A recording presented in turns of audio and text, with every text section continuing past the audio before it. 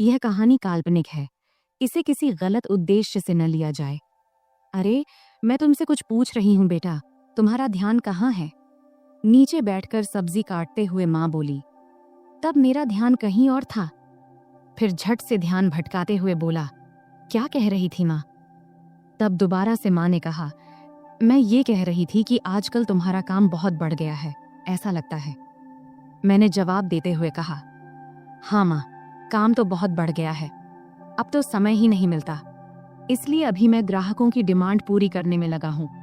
बस थोड़े दिन आप इंतजार कर लो, सब खत्म होते ही जल्द ही मैं आपको फ्री मिलूंगा। नमस्ते दोस्तों, आज की इस कहानी में आपका स्वागत है। मेरा नाम अभय है और आज मैं आपको अपनी और अपने माँ की कहानी सुनाने वाला हूँ। मेरे माता पिता का तलाक उनकी शादी के 5वें साल में ही हो गया था। उस समय मेरी उम्र सिर्फ 4 साल थी और मेरी माँ 24 साल की थी। तब मेरे नाना ने मेरी माँ से उनकी दूसरी शादी के लिए कहा, लेकिन तब माँ ने साफ साफ शादी से मना कर दिया था। तब कोर्ट के फैसले के अनुसार पापा हर महीने 40,000 रुपए और रहने के लिए एक घर दिए थे, जिससे हमारी सारी जरूरतें पूरी हो जाती थीं। तब हम एक सोसाइटी में एक बेडरूम और एक किचन के फ्लैट में रहते थे। तब घर में सिर्फ मैं और माँ ही थे, इसलिए हम दोनों एक दूसरे से ही बातें किया करते थे। मेरी माँ का स्वभाव थोड़ा सख्त था, लेकिन हम दोनों एक दूसरे का ख्याल अच्छे से रखते थे। अब मेरी उम्र 28 साल है और मेरी माँ 48 साल की है। मैंने ग्रेजुएशन के बाद फैशन डिजाइनिंग का कोर्स किया था और एक बड़े डिजाइनर के साथ काम करना शुरू किया। वहां से बहुत कुछ सीखने के बाद मैंने अपना खुद का सिलाई की दुकान खोला, जो धीरे धीरे अच्छा चलने लगा। अब मेरे पास बस टेलर काम करते हैं। एक दिन सुबह माँ सब्जी काट रही थी, तब उन्होंने मुझसे पूछा, अभय, तुम किस तरह के कपड़े बनाते हो? मैंने कहा, लेडीज के सभी तरह के कपड़े। क्यों माँ, क्यों पूछ रही हो? उन्होंने कहा, ऐसे ही रे। फिर माँ ने पूछा, साड़ियाँ, ब्लाउज, साया, घाघरा चोली, ये सब भी बनाते हो क्या? मैंने कहा, हाँ माँ, सब बनाते हैं। फिर माँ ने कहा, तब तो तुम्हारे सिलाई की दुकान में रोजाना बहुत सारे महिलाएं आती होंगी। इस पर मैंने कहा, हाँ माँ, बिजनेस किया है तो पुरुष महिलाएं सब तो आएंगी ही ना। फिर आगे माँ ने पूछा, तो बेटा महिलाएं का नाप कौन लेता है, कोई आदमी रखा है क्या? तब मैंने कहा, हाँ माँ, सब मैनेज हो जाता है, आजकल सब चलता है, लेकिन तुम इतना क्यों पूछ रही हो? इस पर माँ ने कहा, मुझे भी कुछ ब्लाउज सिलवाने हैं, मेरी जो दोस्त थी उसने अब काम छोड़ दिया है। मैंने कहा, माँ, आप इतने देर से पहेलियाँ क्यों बुझा रही थी? अगर आपको ब्लाउज बनवाना है तो इसमें दिक्कत क्या है? तुम अपना पुराना ब्लाउज दे दो, मैं टेलर को दे दूंगा, वह बना देगा, फिर लाकर तुम्हें दे दूंगा। इतना सुनते ही माँ ने कहा, मेरा कोई भी ब्लाउज अब फिट नहीं होता है, नई नाप लेनी पड़ेगी। इस पर मैंने कहा, ठीक है माँ, मैं टेलर को बोल दूंगा, कल टेलर आकर तुम्हारी नाप ले लेगा। अब तो कोई दिक्कत नहीं है ना? तभी माँ बोली, बेटा, मुझे ऐसा नहीं लगता कि मैं किसी अजनबी आदमी को अपना नाप लेने दूंगी। मैंने कहा, माँ, अगर आप नाप नहीं देंगी तो फिर ब्लाउज कैसे सिलाएगा? फिर थोड़ी देर सोचने के बाद माँ ने कहा, तू ही क्यों नहीं मेरा नाप ले लेता? यह सुनकर मैं हैरान होकर बोला, मैं? ये कैसे हो सकता है? माँ ने जवाब दिया, इसमें क्या है, मुझे तुझसे नाप लेने में कोई दिक्कत नहीं होगी। अब मैं थोड़ा असमंजस में पड़ी एज गया था, क्योंकि दूर से देखने और किसी को छूने में बहुत फर्क होता है। लेकिन तब यह हाथ आया, मौका छोड़ना भी मुझे सही नहीं लगा। उस दिन सोमवार का दिन था और उस दिन विश्वकर्मा पूजा था, तो सिलाई की दुकान बंद था। तब मैंने सोचा कि आज ही ये काम कर लेना चाहिए। फिर सुबह नाश्ता करके मैं सिलाई की दुकान से कुछ एल्बम और माप लेने का सामान लेकर आ गया। तब मैंने ऐसे एल्बम चुना था जिनमें डिजाइन वाले ब्लाउज दिखाए गए थे। इनमें से कुछ बहुत ही छोटे और बैकलेस थे। फिर मन ही मन मैंने तय किया कि आज ये काम अच्छे से पूरा करना है। 12 बजे जब मैं घर पहुंचा, तब माँ रसोई में थी। उन्होंने मुझसे कहा, बेटा, आ गया तू? सामान ले आया? तब मैंने कहा, हाँ, सब ले आया हूँ, अब तुम जल्दी से अपना काम खत्म कर लो। फिर थोड़ी देर बाद माँ मेरे पास आकर बैठ गई और एल्बम देखने लगी। तब वह हल्की पीली साड़ी पहनी थी और उनकी साड़ी का कपड़ा इतना पतला था कि शरीर की रूपरेखा दिख रही थी। तब मैं माँ को देखते देखते खो गया। तभी उन्होंने तेज आवाज में कहा, अभय, सुन रहा है तू? तब मैं चौंक कर बोला, हाँ, क्या हुआ माँ? तब माँ ने एल्बम दिखाते हुए कहा, इतने छोटे ब्लाउज कैसे पहन सकती हूँ मैं, मुझे ये डिजाइन पसंद नहीं है। तब मैंने समझाया, अरे ये सब तो बस डिजाइन दिखाने के लिए है, तू वैसे ही सिलवा लेना जैसा तुझे पसंद हो। फिर थोड़ी बहस के बाद माँ मान गई और बोली, ठीक है चल अंदर माप ले ले। तब हम बेडरूम में गए। फिर मैंने माप लेने के लिए टेप निकाला। तब माँ खड़ी हो गई और बोली, सही से माप लेना ताकि बाद में दिक्कत कोई ना हो। तब मैं अपनी माँ का नाप लेने के लिए तैयार था। अपने मन पर और खुद पर पत्थर रखकर मैंने यह काम शुरू किया। तब मैं पूरी कोशिश कर रहा था कि यह काम एक प्रोफेशनल टेलर की तरह करूं, लेकिन इस दौरान मेरे दिल की धड़कन तेज हो गई। तभी माँ ने और करीब आकर मुझसे कहा, चल जल्दी कर, मुझे और काम भी करना है। फिर मैंने माप लेना शुरू किया और पहले मैंने माँ के बाजू, कंधे और कमर का नाप लिया। फिर थोड़ा रुककर मैंने माँ से पूछा, माँ ब्लाउज के नीचे की पट्टी इतनी छोटी क्यों होती है? इससे परेशानी नहीं होती क्या? मैंने सुना है कि कई महिलाओं को वहाँ के कपड़े काटने से दिक्कत होती है, क्या तुम्हें कभी ऐसा हुआ है? इस पर माँ ने सिर झुका लिया और कहा, मुझे तो अभी तक कोई दिक्कत नहीं हुई। फिर मैंने कहा, मुझे लगता है कि तुम्हें थोड़े बड़े डिजाइन के ब्लाउज सिलवा लेने चाहिए। इस पर माँ ने हामी भरी और मैं फिर नाप लेने लगा। मैंने गले का नाप लेना शुरू किया। टेप को माँ की गर्दन के चारों ओर रखा। तब मैंने यह ध्यान रखा कि मेरी उंगलियां उनकी त्वचा को न छुएं और उनसे 1 इंच की दूरी पर रहें। फिर आगे मैंने पूछा, गला इतना रखना है या थोड़ा कम ज्यादा करूं? क्योंकि मेरी माँ का गला थोड़ा बड़ा था और वहाँ थोड़ी सी गहराई दिखाई दे रही थी, इसीलिए मैंने थोड़ा झिझकते हुए कहा, माँ तुम्हें क्या ठीक लगेगा? माँ ने मुस्कुराते हुए कहा, बेटा तुम तो अब इस काम में माहिर हो गए हो। मैंने जवाब दिया, माँ तुम जैसा कहोगी मैं वही करूँगा। फिर माँ ने फिर कहा, टेप को इतना दूर क्यों रखा है? इसे सही जगह पर रखो, तभी नाप सही आएगा। ये कहते हुए माँ ने टेप को अपने हाथ से सही जगह पर लगा दिया। इस दौरान मेरे हाथ पहली बार माँ की गर्दन को छू गए। तब मुझे ऐसा लगा जैसे मुझे जोर का झटका लगा हो, लेकिन मैंने खुद पर काबू रखा और उस पल का पूरा आनंद लिया। तभी माँ ने कहा, ये पुराने ब्लाउज अब टाइट हो गए हैं, अब मैं थोड़ा ऊंचे और गहरे गले के ब्लाउज सिलवाने की सोच रही हूँ। तुम्हें क्या लगता है? अब है, तुम तो इतनी महिलाओं के कपड़े सिलते हो, बताओ मेरे शरीर के हिसाब से क्या और कैसे अच्छा लगेगा। तब मैंने सोचा कि अगर मैंने अब आगे कदम नहीं बढ़ाया तो मैं अपने आप तक ही सीमित रह जाऊंगा। इसलिए मैंने अलग अलग तरकीबें आजमाने का फैसला किया। मैंने माँ को बड़ी सहजता से अपने सिलाई की दुकान में बनने वाले अलग अलग डिज़ाइन के ब्लाउज के बारे में बताने और समझाने का सोचा। मैंने कहा, मुझे लगता है कि गला जितना गहरा है उतना ही काफ़ी है, लेकिन अगर गले को गहरा रखकर बाकी हिस्से को थोड़ा बड़ा बना दिया जाए तो कैसा रहेगा? फिर मैंने टेप को उनके गले से निकालते हुए कहा, और गले को थोड़ा और गहरा बनाने में क्या दिक्कत है? फिर माँ बोली, बाकी हिस्से को बड़ा कैसे करेंगे ये बताओ। अब माँ भी थोड़ा सहज होने लगी थी और यही मैं चाहता था। मैंने कहा, 1 मिनट रुकिए, मैं आपको समझाता हूँ, लेकिन उससे पहले आखिरी माप ले लेनी दीजिए। फिर मैंने कहा, आप दोनों हाथ को थोड़े ऊपर उठाओ। अब मैं उसके पीछे जाने वाला था। उसने हाथ उठाए ही थी कि मैं उसके करीब आकर उसकी पीठ के पीछे से अपने हाथ ले गया। फिर मैंने उसके कंधों पर हाथ रखा और उसे धीरे धीरे उसकी कमर के बीच तक लाकर नाप लिया और बोला, माँ यह 34 इंच आ रहा है। चलो एक काम करते हैं, 33.5 या 34.5 ही ले लेते हैं। वैसे भी सिलाई करते वक्त अलग अलग डिज़ाइन के लिए थोड़ा बहुत अंतर रखना पड़ता है। फिर मैंने माँ से पूछा, माँ क्या आपको बुरा लग रहा है माप लेने से? माँ ने जवाब दिया, नहीं बेटा, ज़्यादा नहीं। फिर मैं थोड़ा झिझकते हुए उसकी साड़ी के 34 इंच का माप लेते हुए बोला, माँ अब बता, तेरा माप तो लगभग सब सही है। उसने कहा, थोड़ा टाइट लग रहा है बेटा। फिर मैंने टेप को गले में डालकर कहा, अब यहाँ आईने के सामने आ जाओ। फिर मैंने उसके दोनों कंधे पकड़कर उसे आईने के सामने खड़ा कर दिया। तब उसके चेहरे पर एक सवालिया भाव था। फिर मैंने कहा, माँ सब बताता हूँ, थोड़ा सा रुक जा, पहले पानी पीकर आता हूँ, तुझे चाहिए क्या? तब उसने सिर हिलाकर मना कर दिया। फिर मैं रसोई में गया, पानी पिया और खुद को थोड़ा ठीक किया। फिर कुछ आगे का सोचने लगा कि अब यह सब करते हुए मैं अगले कौन सा कदम बढ़ाऊं। तब 2-3 विकल्प मेरे मन में आए। फिर मैं वापस बेडरूम में आ गया। तब माँ ने अपना पल्लू फिर से कंधे पर ठीक से ले लिया था, लेकिन 6 फुट के बड़े शीशे के सामने वह बेहद ही सुंदर लग रही थी, जिसे मैं शीशे में ही निहारने लगा। तभी माँ बोली, कहाँ ध्यान है बेटा, इधर देखो, अब मैं तुझे इसी ब्लाउज में बदलाव करके दिखाती हूँ।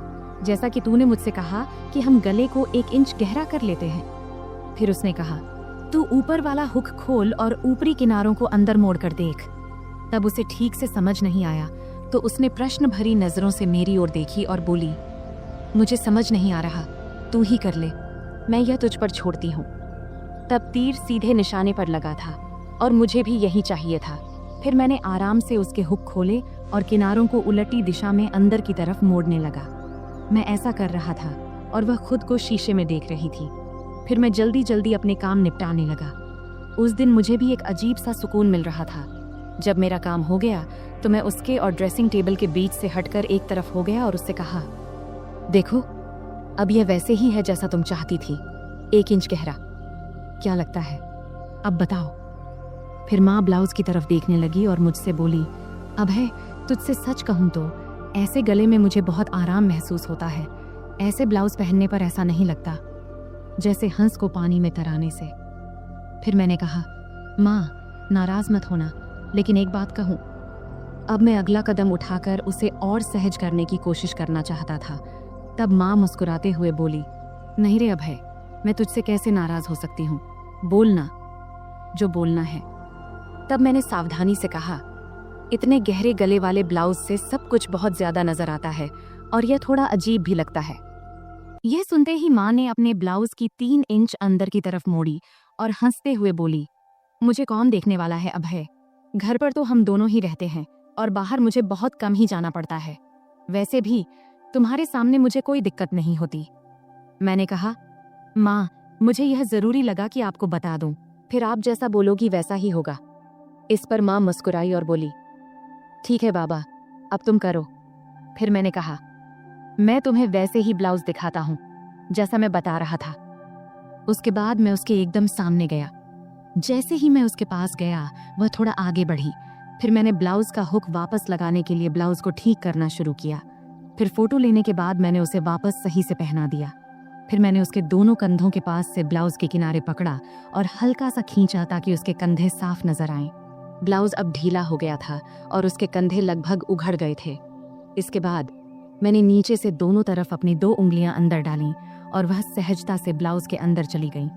तब उसने मेरी तरफ देखकर कहा, क्या कर रहे हो बेटा, मुझे कुछ समझ नहीं आ रहा, बस 1 मिनट रुको माँ। मैंने सिर हिलाते हुए कहा और फिर अपने काम में लग गया। अब मैंने उसके ब्लाउज के नीचे की किनारी पकड़ा और उसे थोड़ा नीचे खींचा। फिर मैंने उसके ब्लाउज के नीचे के दोनों हुक खोल दिए। अब उसकी गर्दन की कटिंग थोड़ी दिख रही थी। अब सारा काम खत्म करने के बाद मैं थोड़ा पीछे हटकर उसे एक बार देखा और फिर किनारे हो गया।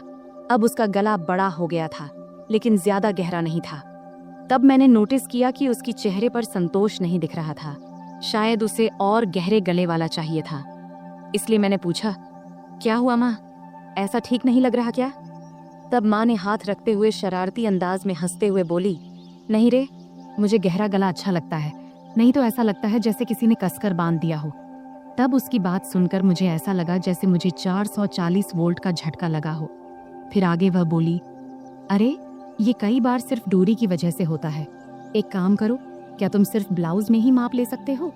वैसे भी मुझे ऐसा एक ब्लाउज चाहिए जिसमें नीचे कुछ पहनने की जरूरत ना हो। अगर माप सही से लो तो बेहतर रहेगा।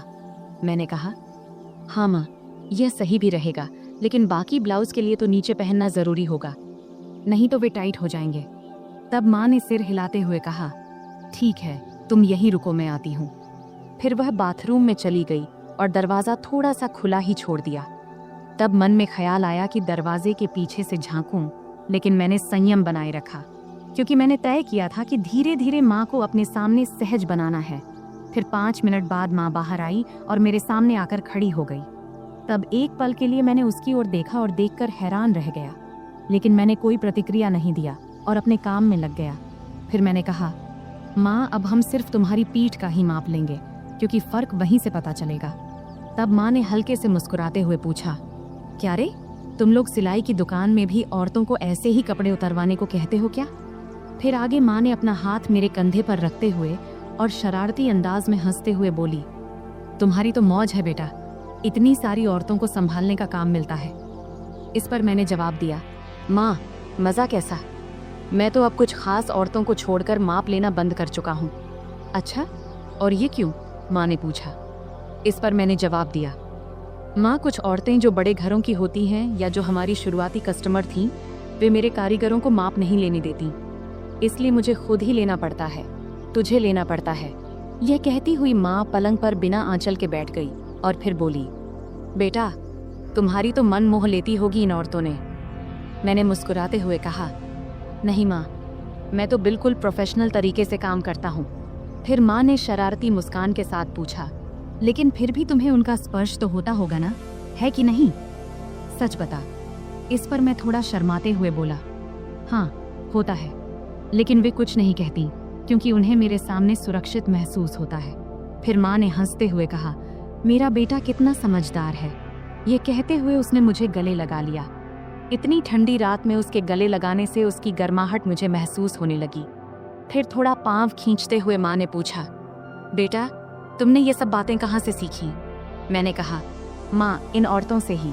वे इतने अलग अलग शब्द बोलती हैं कि क्या बताऊं।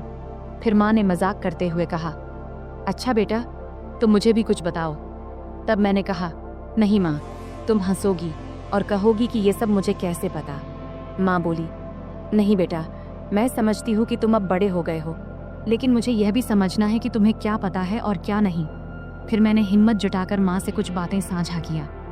तब माँ ने आत्मविश्वास से कहा, अरे बाबा, तुम्हें तो सब पता है। फिर मैंने हंसते हुए कहा, चलो छोड़ो ये सब, अब तुम्हारा नया डिजाइन वाला ब्लाउज लेकर आता हूँ। फिर मैंने उठते हुए पूछा, हाथ लगाऊं तो चलेगा ना?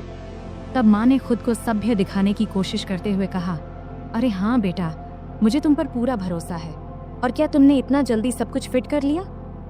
फिर माँ ने थोड़े जोर से हंसते हुए कहा, बेटा, देख ले कहीं कुछ और लगाना बाकी तो नहीं है। तब उसके इस मजाक से मैं शर्म से लाल हो गया।